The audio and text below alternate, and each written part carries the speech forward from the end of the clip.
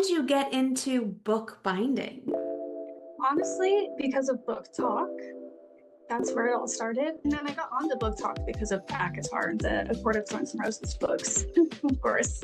That's where it really all started, was those ACOTAR books. So it hasn't been that long. I was a little late to the game. I just finished this series. So what were you seeing on BookTok where you were like, I'm just going to rip the covers off of these books and start over? I saw other people doing it, not really on camera like I do. I have another friend that does it like that too, but mostly they were just doing it like on the desk. They would just do that for the shock value, and I was like, if I put myself on the camera and do it too, it would just make it more exciting. But that's where it started. I saw other people doing it on TikTok because I started getting like ACOTAR memes, like joke videos and just book related things. And then I started getting more like creative bookish stuff, like making your own Kindle holders, your own bookmarks, stuff like that. And then bookbinding came up and I was like, ooh, that's what I want to get into right there.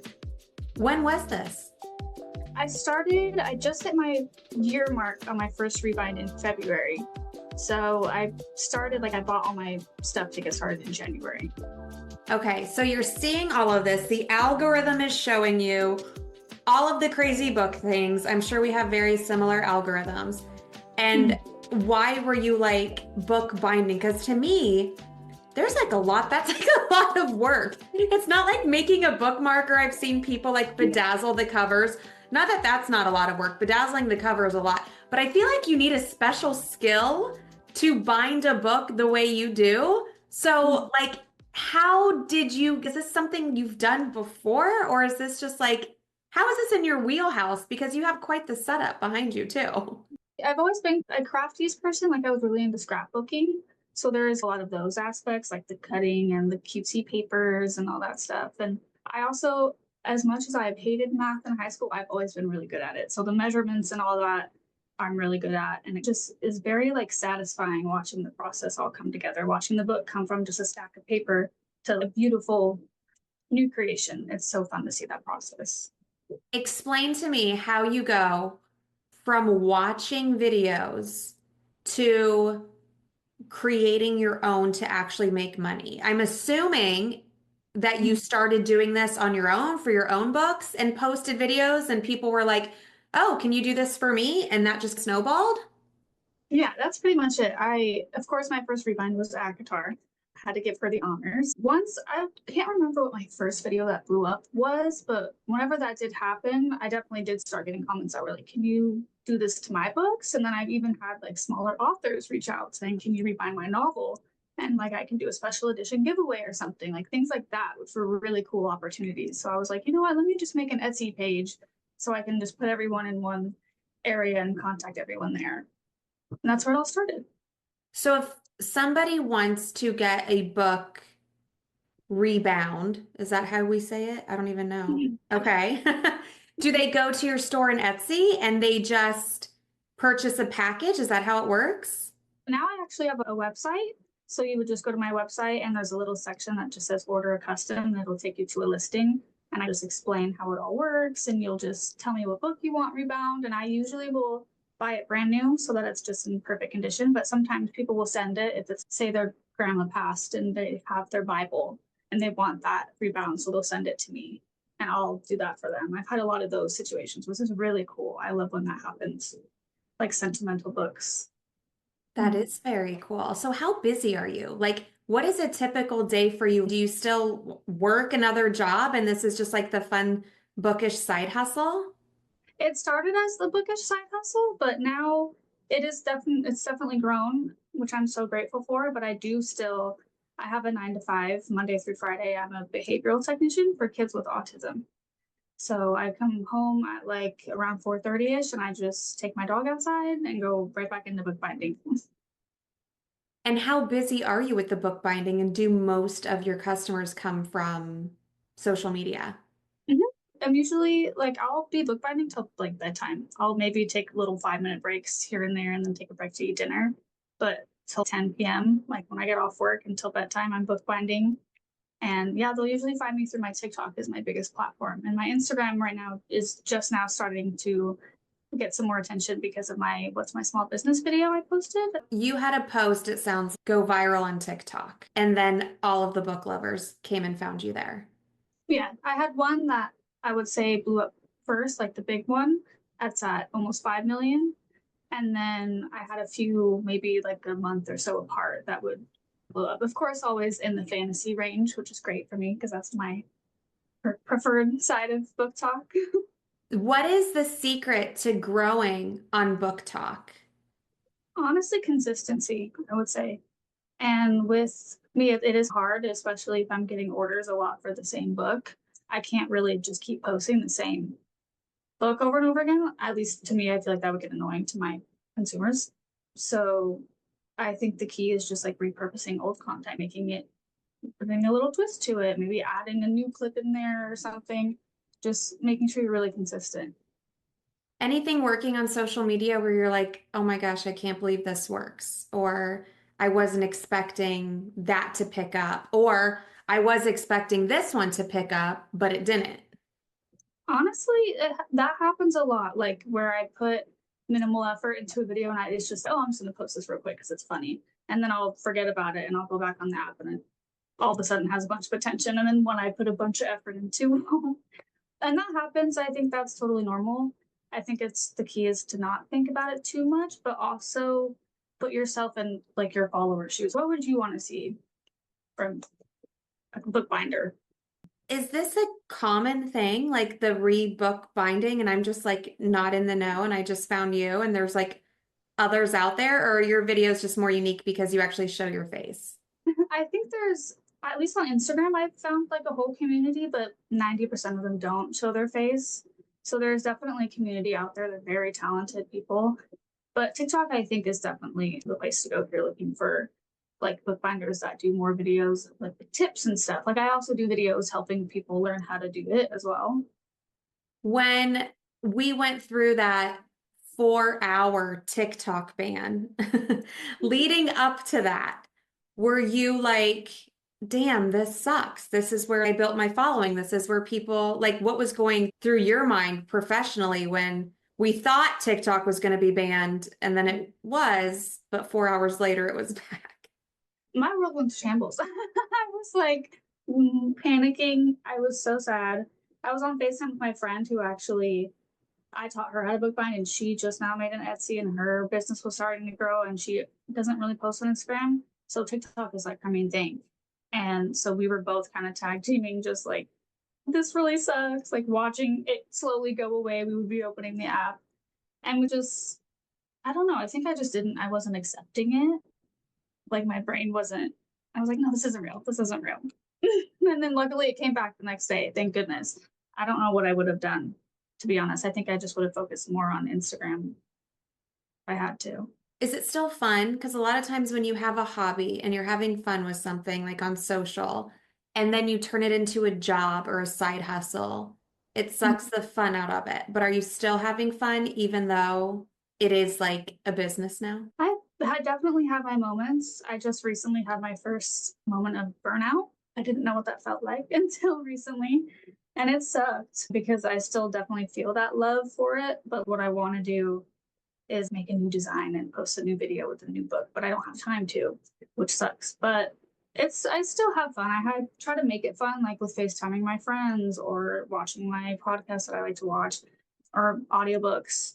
I just try to make it fun somehow if it does reach to that point. But it's never been like, oh my gosh, I can't do this. Any advice you have for other people who want to start a bookish business? Do not give up.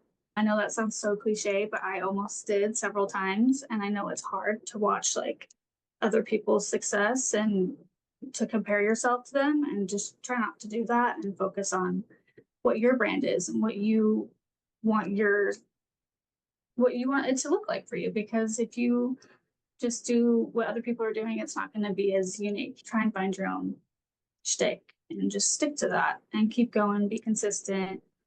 And there's always more to learn. I'm still learning and I've been doing it for over a year. And I just cut my finger the other day and almost glued a book on backwards. I'm still make mistakes. Oh no. I still learn every day. How do you get the ideas for what the book is gonna look like? Is that all? So, like you said, you'll get a bunch of the same ones. People don't want to see the same things over and over again. Like, where does the creativity come from? Is it just from being crafty all your life? It really depends on if I've read the book or not, the process of designing the cover. And if I have, I'll try and tie in little key things that'll the reader will get if they've read it. But if I haven't read the book, I will just go with the vibe of it. If it's a gothic fantasy, I'll look up like a gothic border and I'll just start from there. And I'll maybe look up a pretty font that will match the border, and then it just blooms from there. And I've definitely had my moments where I've gotten stuck and just been staring at a blank page for 30 minutes, but I always get somewhere. On average, how long does it take you to do a book? Like with designing and all that, start to finish, I would say probably 2 days. But like total, probably like 6 to 8 hours. 6 to 8 hours for one book. Maybe, yeah, with the designing and all that too. What do you charge for something like that? So Average, because I know it's all different. if you just get like a regular custom, like no sprayed edges or anything like that, it would just be 180. And I would make the cover design for you. I would do all that. That's amazing. And you have, where do you get all your stuff? Like that stuff on your door behind you? Is that all And just like Amazon? Everything's from Amazon? I love Amazon. It's very convenient, that's for sure. Very cool. And then do you do stuff like I see, is that Onyx Storm behind you? I Yeah, recognize the pages. You do that stuff too, not just the book binding, but I've seen people, they paint the pages on the side of the oh book yeah, and they I do love that. watching people do that. I wish I could. I've tried. I'm not that talented. I've done airbrushing and just spray paint, but when I've tried painting it, it doesn't come out looking like that. I'll say. Very cool. Any mistakes you've made that you could warn other people about? If you start a bookish business, I did this, you should not do this. Over posting, like I did that a lot. If you're trying to reach an audience and just get views, especially, that's the main target, is to get those views so that people will at least click it and then go to your website or go to your profile or just whatever from there. But if you're over posting and pushing it too much, it's just kind of, it never works for me. I think it messes with the algorithm or something for Instagram and TikTok. They're like, okay, you're trying too much, we're not going to push your stuff. So just be consistent, but maybe like once a day, once or twice a day, Is that what you do once or twice a day? max twice. That's a lot of work though, too, with what working a full-time job and a stressful job like you have, and then you come home and then you do that. That's a lot. I love editing though and filming. I've been doing it since I was 15. I've been on YouTube on and off creating videos. So that part is like I would be doing that anyway, probably if I was just chilling on my phone. Do you use YouTube at all? I do, yeah. You mentioned TikTok's great for you. Instagram's okay. How's YouTube? I need to put more focus on there for sure. I don't have time now to film long form content, but I am posting shorts on there still. Do you put those shorts on Pinterest? I don't, but I do have a Pinterest. I made one. I don't really know if anyone's on there anymore. I do to look at cute stuff, but I'm like, is anyone else? I don't know. I was just chatting with on this podcast somebody who has a lifestyle blog, a lifestyle literary blog. And she said she gets a lot of traffic from Pinterest. I always thought Pinterest was like really good for recipes and stuff. And she said that the book community gives her a lot of traffic through Pinterest. Really? I guess that's true because when I start a new book, sometimes I'll go on there for inspiration and like to get the vibe of the book. And even for cover designing, sometimes I'll look up. If I don't know what the book's about, I'll look up like Onyx Storm aesthetic and then see what comes up and think of a cover from there. So it's really useful for inspiration for sure. What book are you currently reading, and what is the best last book you've read? I'm currently reading Phantasma, and the last 5-star book I've read, I would probably have to say The Cruel Prince. That one's still in my brain. Like Is this fantasy, or both of these fantasies? by Holly Black. I've never heard. I'm not a fantasy person, even though I got sucked into A Court of Thorns and Roses and loved it. I even bought like a Valaris shirt. I can't help myself. In the same world as that. It's the romantasy, like mostly they focused on the girl's perspective, and it's like enemies to lovers type of thing. And I'm only like a quarter way into Phantasma, and I'm picking up that's the same vibe. but it's more like a school-based area. So it's interesting to see the difference with that. I've never seen like magical creatures in a school setting before. So Like it's Harry really, Potter. oh yeah. Like Harry Potter. Harry Potter, I've done. I did A Court of Thorns and Roses. Does Twilight count as fantasy? I did Twilight and I did Hunger Games, and that is it. And now everybody tells me, oh, you have to do Fourth Wing now because you did ACOTAR. So you have to do Fourth Wing and you will like it. Oh yeah, Fourth Wing that's my number one book. I have 5 special editions on my shelf. The Fourth Wing, I am in love. Okay, so you're like selling me. I have to take a little fantasy break though, because I literally just finished last month, Oh, or maybe yeah. even this month I just finished. So I'm doing some romance, I'm doing some smut, I'm doing some thrillers, and then I'll get back and start Fourth Wing. I'll have to buy the whole series. I've heard you have to read them like back to back, or else you'll be confused. I would, yeah, because waiting a while you'll want to after reading Iron Flame because the cliffhanger is like, what? Are you serious? And I had to wait a whole like year and a half to no. It was awful. The podcast guest I mentioned, the one with the literary lifestyle blog, she actually created a Fourth Wing guide and she sells it on her site for $4 to catch people up because it's been so long. And then she has, I guess in one book, she refers to everybody by their first name. And then in the next book, it's by their last name. And there's lots of dragons and it's like a guide so you can make sense of everything. And one of her revenue streams, I know. The way people make money with bookish businesses, it's amazing to me. That's why I started the podcast. That's genius too. And then scrolling through Instagram, I'm like, who is this blonde girl ripping these books apart and then making them beautiful? She's got to come on. So thank you so much for coming on. If people want to see what you got, find you on the socials, where should they go? Everything is just Val Vines, my website and all my social medias. Ooh, keeping it easy. You got lucky having the same thing in all of the places. Shout out to my husband. He came up with the username. Yes, thank you, husband.